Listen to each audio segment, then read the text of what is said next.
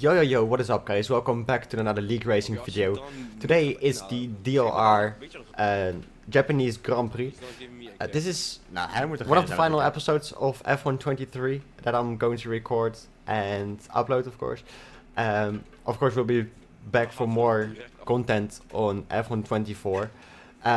But yeah, this is the final episode, and this is one of the final qualifying laps that I actually set on the F123 game. But yeah, let's go through it. I have nothing special to say actually, except that Japan isn't one of my best tracks. I'm with Glitch in the party, by the way. He's a good friend of mine. Go check his YouTube channel out as well. Link will be down below. But yeah, first sector very difficult. Maybe you can hear me speak Dutch in the background to Glitch. Already struggling through there. There's low FPS and low grip, as there's a Ferrari up ahead in the hairpin. He seems like to go off the racing line, but has to get out of the way. Not get out of the way. Thank you. Until now. And again, more traffic up ahead as we are in the Spoon corner, I believe. We missed the apex over there. Nothing too crazy. And now in the second to final sector, the Mercedes gave us a little bit of slipstream, but still was in our way, which is just distracting. Through onto the yard, past, and now this is the final chicane already. Yeah, very nice apexes. I think we can go a little bit faster through there, but it will be enough for provisional pole position, which is a 127.0. Now we aren't satisfied with that, of course, because we did set a personal best in time trial, which was a 126.6 something or that, I believe it was. So yeah, we're trying to match that, of course, as closely as we could. Of course, there's a lot of differences between the qualifying sessions in the real races like these and time trial, because time trial is just well, close to perfection, I would say, for conditions, etc.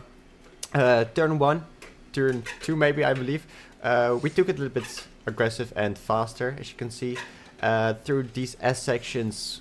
Still a little bit of understeer, but nevertheless we managed to set a improvement, as you maybe can hear me speaking that in Dutch. Now through the tunnel, very difficult. You can easily just lose the rear end and maybe crash underneath the bridge, I would say.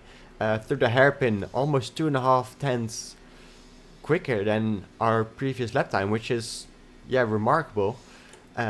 Towards Spoon, this is again, this time we do hit the apex, but again lose it on the exit, just going very wide on the exit, and yeah, the apex missing that again. Because of that, we are about to lose 2 tenths in this session, in this qualifying lap. Yeah, we were almost 4 tenths up at some point, but now it's down to a 10.5 up or down. I don't know which one you should say.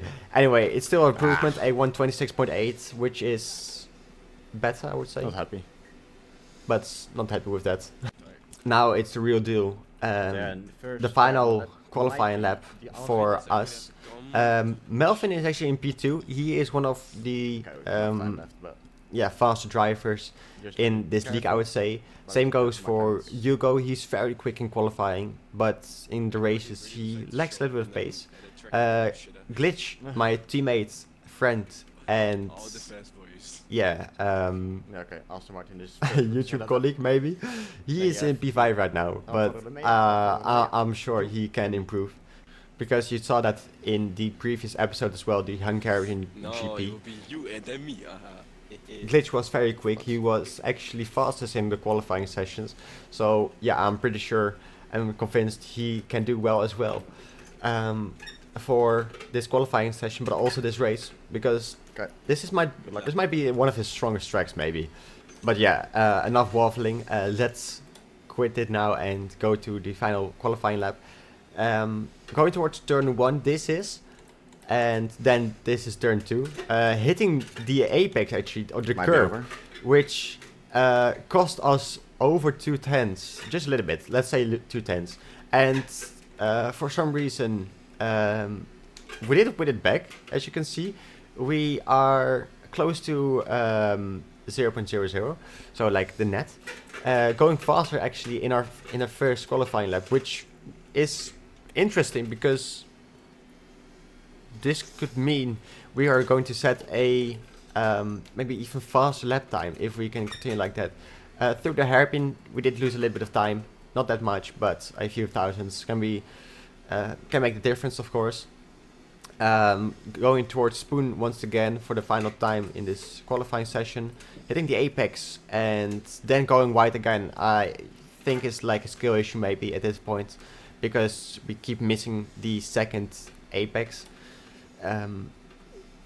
Yeah, nothing I can do right now about it. Still managed to improve though, and this is then the final sector. I don't know what these names of the corners are. Not the best, to be fair. We took it a little bit cautious, but still an improvement, which is going to be a 126.800. And that will be enough Well, for pole position. I was almost 2 tenths up in the first sector. And that could have been a 126.6, but still very happy with pole position. A 10th up is Melvin, and our teammate is actually P6. So yeah, he messed it up. But still, Melvin is very close to us. I think he has a pace, maybe the upper hand as well in the races, because yeah, his pace is very strong. Just the strategy most of the times is a little bit off. Still, we're trying to do our best, and hopefully we can get a good start. So yeah, let's go to the Grand Prix.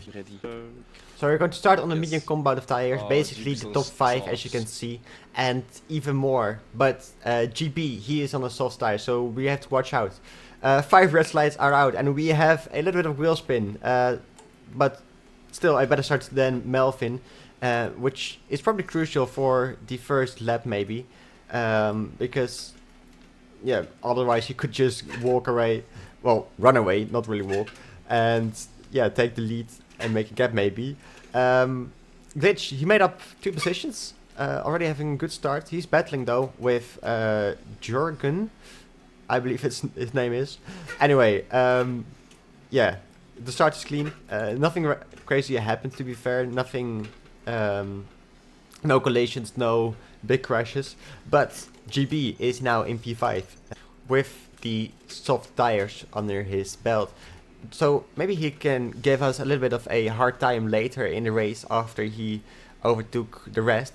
But we have to watch out for that.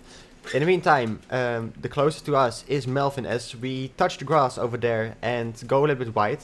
Melvin very close to us. Okay, mistake. Yeah, I made a mistake, as you can hear. Melvin very close to us, and he is having a little look, but he is holding his position for now. That will change after the 130R. As you can see, the arrow is turning red, and he's going down the inside. We give him the space, have to turn the opposite direction to avoid contact, and it was that close to almost a collision between us two and potentially damage for us. Yuko is on an attack on us, but yeah, we're going to defend our position, as we did try to overtake Melvin for a split second, but yeah, of course we had to stay behind him since Yuko was there. So yeah, already in P2, getting attacked left, right and center. It seems like we just have better qualifying pace than the race pace for now. But of course we're going to try to turn that around, because usually it's the other way around. Usually our qualifying pace isn't that strong compared to the race pace. Anyway, later that lap we are very close to Melvin again. The slipstream is intense, as you can see. We didn't drain any battery and still have the overspeed.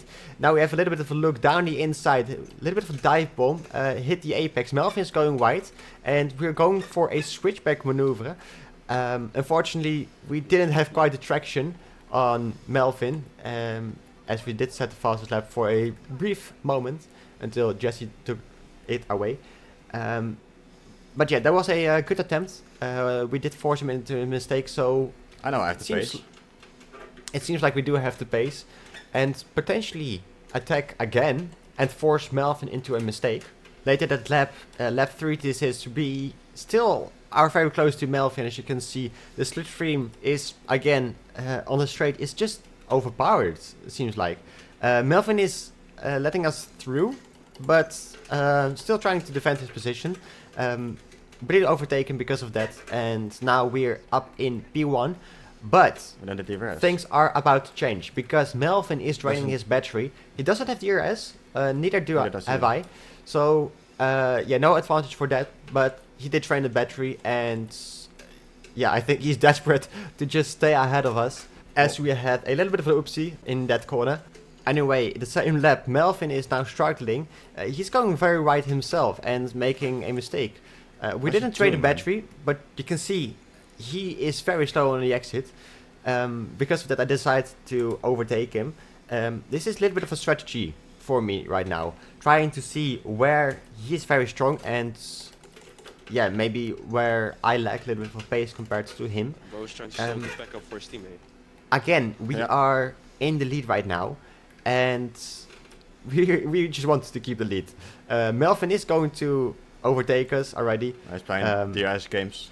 Yeah, you can hear me say he's playing DRS games because Trying to be maybe smart. that's the whole point. Maybe that's his entire plan, to just hold us up and help his teammate out.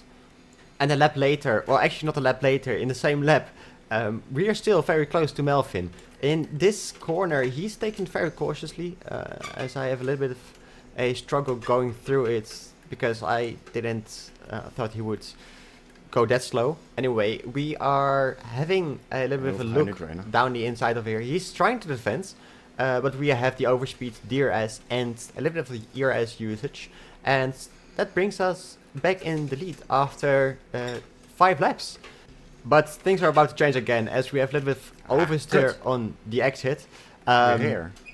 Cursing in Dutch. Anyway, Melvin is having a moment again, and yeah, because of that mistake, he is back in the lead.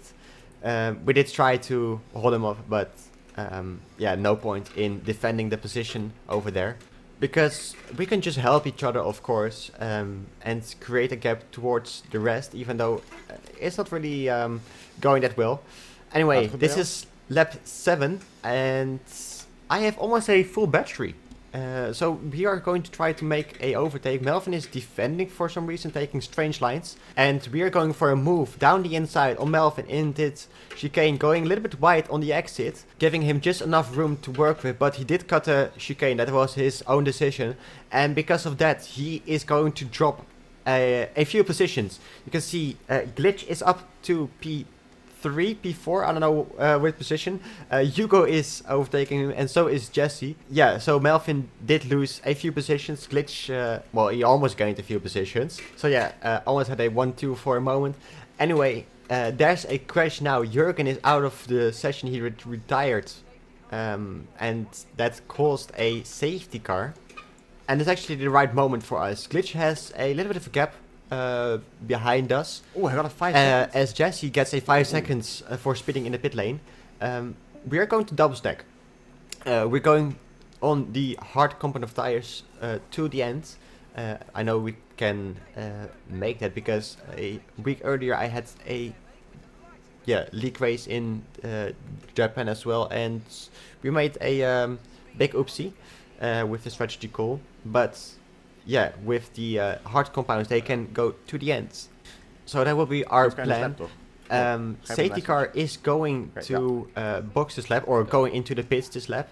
And that means we are going to take control over the safety car restart. Yeah, of course, we are going to try to help Glitch out over here. My fuel is Because, still good. yeah, I think with this strategy call, we might actually help each other as we go on the grass for a slight moment. Nothing crazy happens. Of course, we're giving the signal so that Glitch could potentially get a better start. Unfortunately, that wasn't the scenario. So, yeah, he's still on P5, Melvin P4, Hugo P3. Jesse was very close behind us in P2, and of course myself leading. Hugo actually went on a new medium competitive tire, so interesting strategy going on over there. But yeah, we're going to skip a few laps. This is lap 13. Jesse Jesse still with has the the lungs. 5 seconds time penalty for speeding in the pit lane. Melvin did overtook Hugo in the meantime. But yeah, the lead is going to change in a few seconds time. You can see how much overspeed Jesse has over there. And that surprised me actually, because I didn't thought he would overtake me or maybe Melvin. have a look at me over there already. Going on the straight this is, and yeah, you Yeah, can see exactly. we're not going to put up a fight Mhm. against Jesse because there's no reason to battle him. It's just costing us time for no reason. So yeah, he's taking the lead right now, and we're just trying to follow him from now on. And that will working. change though. In Flip. lap 15, we're very close to him in the Casio triangle. I googled it up, so I know the name right now. Yeah, we're very close to him, and we're actually going for a move, as the engine is very hot. I did try to manage it over the past few laps because it's difficult with the temperatures. Anyway, we're in the lead right now. Overtook Jesse, Melvin still P3. Nothing really happened, to be fair, behind us, but yeah, it's nice that we are in the lead again. On lap 24, this is, we are still in the lead. We did swap a few times for position with Jesse. Yeah, he was very quick, to be fair, on those hard competitive tires, giving us a very good run for our money. Now Melvin is in P2, so yeah, he's having a good comeback. I don't know where Hugo is. I think he did box for a new set of compact tires. I believe it's the soft stand. Curb riding. As we did ride the curb over there. Yeah, that's also an issue. Glitch is up in P4 right now, so yeah, we have a very good battle, to be fair, for this lead. Yeah, just all race long, we're just fighting, and now there's a safety car coming out, and that means we're going to box for a huge set of soft tires, which You is know what this means? basically a brain dead move. That brain move, sorry, I mixed up the words. Yeah, so both Glitch and I are boxing again for a set of No, soft and Melvin tires. just stayed out. It makes no Melvin sense. did stay out for some reason. It makes zero sense, as you can hear me say. It's yeah, it makes zero sense to stay out To on get in front of the Alfa Romeo. old hard compact He tires. stays out. Glitch Yeah, is but boxing us again. He okay. did get held up a little bit. Jesse, of course, he had to redeem his 5 seconds time penalty. Anyway, going towards the final stage of this Grand Prix, we have 2 racing laps left We'll go to after the this final laps. restart. Melvin is Be aware. yeah, basically very vulnerable here. He is basically screwed. I'll help you out with the go. We are going to help out Glitch, of course. Once again, he's just our teammate, and that's what teammates do, I believe. So yeah, he's controlling the restart, just waiting until he goes. Go. And that could have been any second, any later than that. We're going to drain the battery, of course, because we can't afford to stay behind Melvin. We're going around the outside, going for a move, switching back down the inside. We make contact. He did squeeze us on the curb, and I didn't want to touch it because I did make the mistake earlier. So yeah, he did try to defend. Unfortunately, his plan didn't work out. It fell into the water. So now he is going to drop down a lot of positions, as Jesse overtook him as well instantly. So Jesse's playing it very smart. He's yeah, just trying to stick with me for now and maybe get this win, because there are only a lap and a half left at this point, as there's a yellow flag behind us. You maybe see it on the top left of your screen. The AlphaTauri of Glitch. Yeah, his name is gone out of the, I don't know, the list. I don't know what it's called. Anyway, Jesse, again, he's very close to us. The slipstream on this track is massive. It's insane. And now we have the grip. We didn't miss the apex over there. But Jesse is very close to us. He's maybe going for a move already. As he did earlier in this Grand Prix. You can see he's just basically pushing us through 130R. Going to the Casio triangle. Maybe he's going for a move. No, he's going to stick behind us. He knows he has a very good car and a good setup underneath him.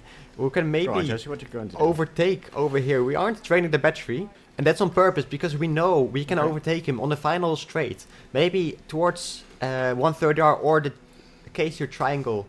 I think we have a very good opportunity over there to potentially pass Jesse. So this is all intentional. Jesse is having a little bit of a lag over there.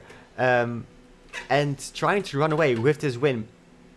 In the first sector, he's very strong. You can see he's extending the gap as we drain a little bit of battery, just trying to get closer towards him. The gap is half a second right now, which isn't a lot, but could be enough for later in the Grand Prix. It's going to be very close, I can tell. I can feel the build-up is coming at this point. Jesse trying to do his best and get his win. Of course, myself trying to get this win as well.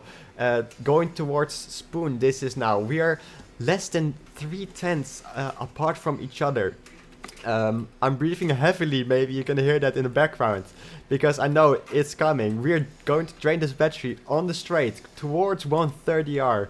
Not getting any closer at this stage, but things are about to change. We're going to maybe have a look around the outside, going to send this, make a little bit of contact on the exit, trying to give him space. And Jesse went wide, and because of that we are going to win this Grand Prix and finish in P1. Wow, what a sprint to the end was that, with Jesse amazing battling and racing through basically the entire 2 laps. And I have to take a moment to catch my breath, because wow, what a race this was. Don't know what it was in the final corner, but... And fortunately for us, we did get the win, of course. Jesse is in P2. We're going through the standings after the podium celebration. And this race shows once again that we are very good in strategy calls. So maybe Ferrari has to hire me. Please do, please Ferrari, please hire me. Anyway, let's go to the standings. We won the race, of course. We didn't get the fastest lap, Hugo got that. Jesse in P2, GP got P3. Xahao Vega in P4, which is incredible actually for him. Because of that, we did won the constructor in that race. Melvin got P6, Hugo P5, and Glitch got P8 in the end. But guys, I want to thank you all for your support on F1 23. Let's go to F1 24. If you did enjoy the videos, don't forget to like and subscribe for more content. And I'll see you in the next episodes and the next videos. Ciao.